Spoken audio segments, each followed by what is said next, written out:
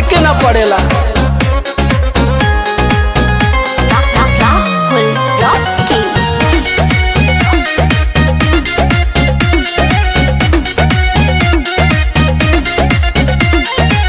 चैती बयरिया मचौले बतबाही, लस लस देह करे आवेला जम्हाई।